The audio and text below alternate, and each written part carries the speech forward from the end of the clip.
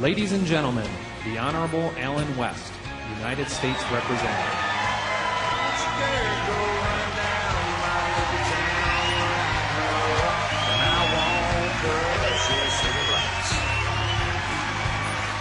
Thank you.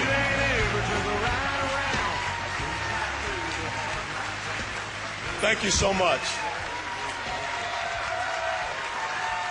Thank you.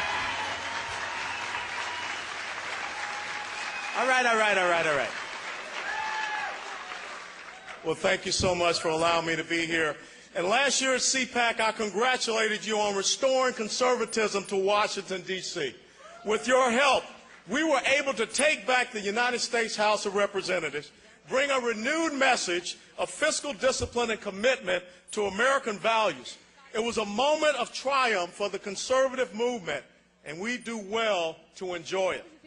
But a new battle looms large in 2012, and now it is no time for us to sit back on our laurels feeling good about what we did in 2010.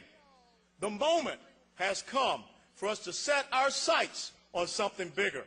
We must not be satisfied with holding 1/3 of the federal government if that means 2/3 are held by the liberal progressives. Our goal this time must be even bigger: to keep the House, to take the Senate, and to occupy the White House with conservatives.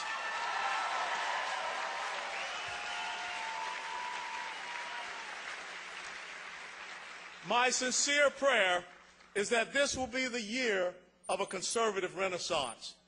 I think people are already coming to understand the old maxim that you can't give a person more than they have earned without leaving someone else with less than they have earned. I think that if Americans take some time to think about what they really, truly believe, many of them will discover that they've been conservatives all along. But if that is to happen, it is going to take each and every one of us doing a much better job of explaining who we are and what we stand for and defining that. Because for far too long, we've allowed the other side to paint us as racist, as sexist, inhumane warmongers.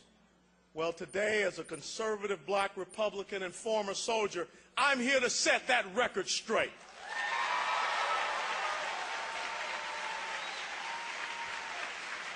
Thank you. Thank you. We believe in effective and efficient government that is limited in its scope and fiscally responsible. We believe in individual sovereignty. We believe in free markets, traditional cultural values, and a strong national security posture. And what we simply want is a return to the fundamental American principles our founders envisioned and established, the ones they were dreaming of when they took to the battlefields of Lexington and Concord in 1775. Their vision was of a country where people would be free, free to determine the path of their own lives, not assigned a role by a tyrant or a king, free to decide how to worship, how to make a living, how to raise their children, and what the pursuit of happiness means to them. Inherent in that freedom would be the ability to choose their leaders for themselves. In this way, officials will be responsive to the will of the population, rather than the population being responsive to the will of those in power.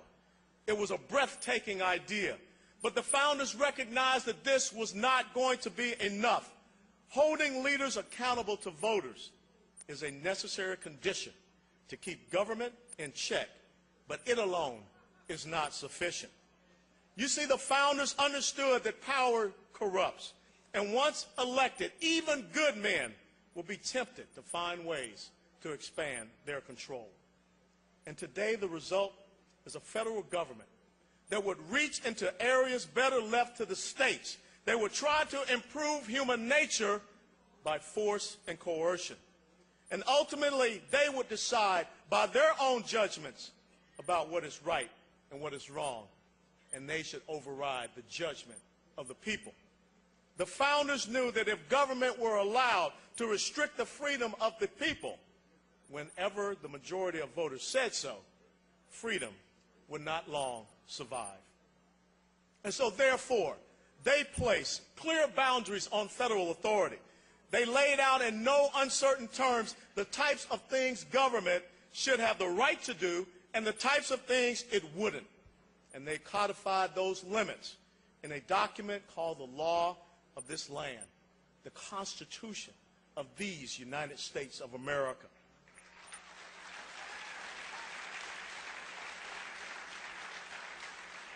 And in creating a Constitution with clearly enumerated powers and explicit limitations, the founders were taking out an insurance policy. As long as that document remained valid, there would always be an upper bound on how big the government could grow and how much power its officials could amass. But over the course of the last 236 years, this country has lost sight of our founding document and its prescribed principles. We've allowed the federal bureaucracy to balloon out of control until no area of life is free from its meddling. Under the auspices of regulating interstate trade and looking out for public welfare and what is necessary and proper, government has shed the bonds of constitutional restraint. The future of this nation depends entirely on how we respond to that realization. The question is simple. Will we stumble blindly down the road toward a bureaucratic nanny state, or will we rededicate ourselves to the values upon which the United States was founded?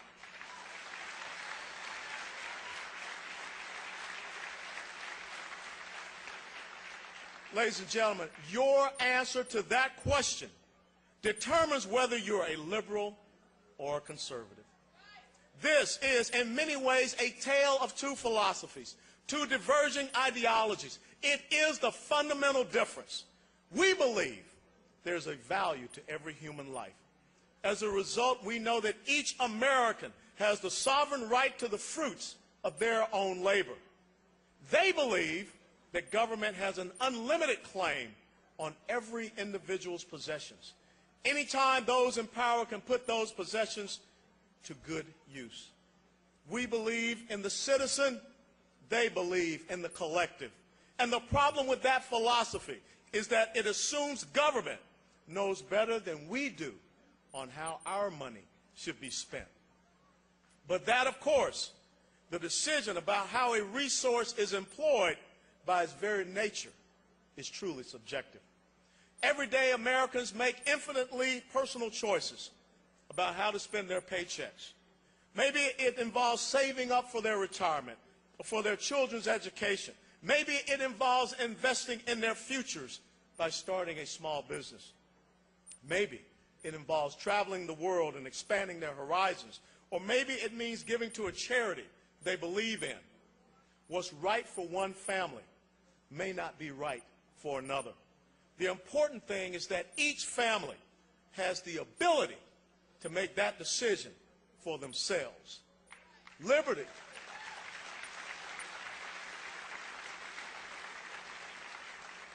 Liberals worry that what's best for the individual might not be best for the public at large. Concern for the common good requires that government step in and appropriate our possessions to ensure they're used the way they think they should be. The Marxist maxim, from each according to his ability, to each according to his needs. But that philosophy assumes something vicious about each and every one of us. It thinks that we only care about ourselves, that we cannot be trusted to be good stewards of our resources, that we'll sit idly by while people suffer unless we're coerced into helping them by the force of the state. And when we object, the liberals ask, have you no compassion for people struggling to get by? My answer is, of course we have compassion. We just don't believe that the safety net should be used as a hammock.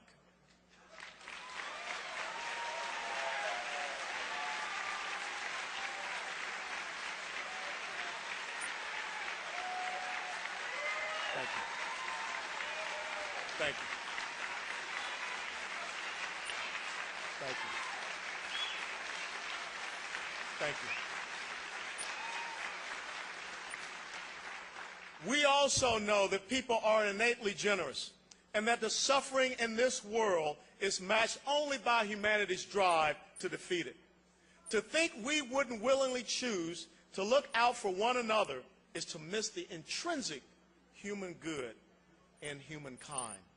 It is the liberal philosophy, not the conservative one, that views humans as selfish automatons. Conservatives reject that formulation. We find it demeaning. These are two very different views of how we look at this world. One side believes it is our duty to blindly sacrifice what's right for us and our families so the government can do whatever it says is right for everyone else. It believes that when we make choices that don't align with its version of the common interest, that we have the right, or they have the right, to reach into our pockets and take out as much as they want until their vision is fulfilled. And they call that fairness. They call that fair share. They call that economic justice. They call that economic equality. But our side sees it for what it rightly is: legalized plunder, as articulated by Frederick Bastiat in the essay The Law, that strips us of our dignity as human individuals.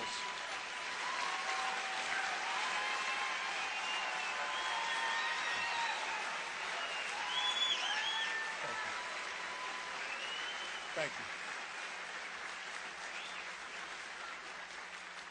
you. We also recognize that the public good is a misnomer created by our liberal friends. After all, what is the public if not but the people who comprise it? What is the good for the public if not that which is good for the people who make it up? It is distinct human beings who experience joy and pain and sorrow. It is not the so-called public good that matters. It is the personal good, the human good. And that makes this truly a moral issue. That's what conservatives believe. And as I've said before, it truly is the sincere desire that we have a conservative renaissance. But it's up to us to make the case for freedom.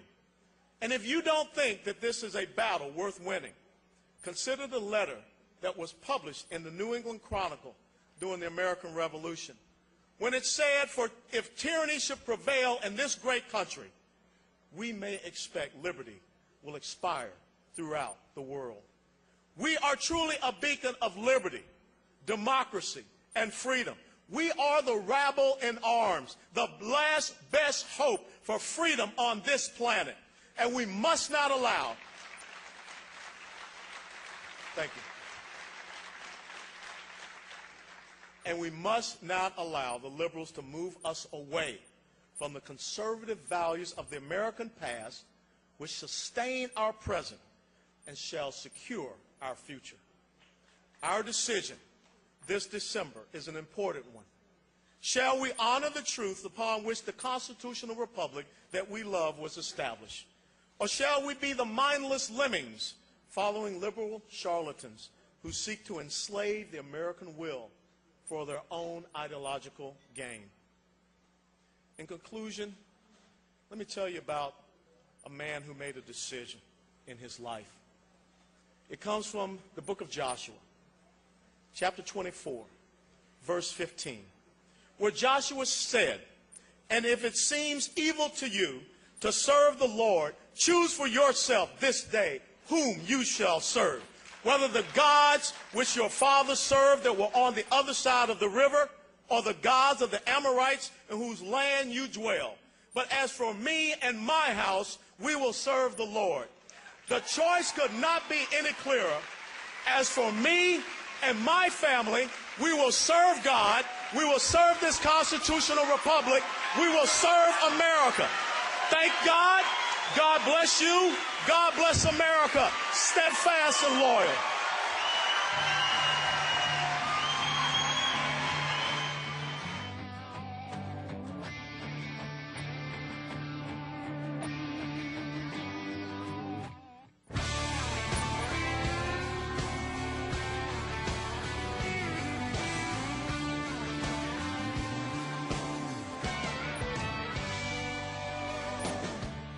Ladies and gentlemen, Margie Ross, President of Regner.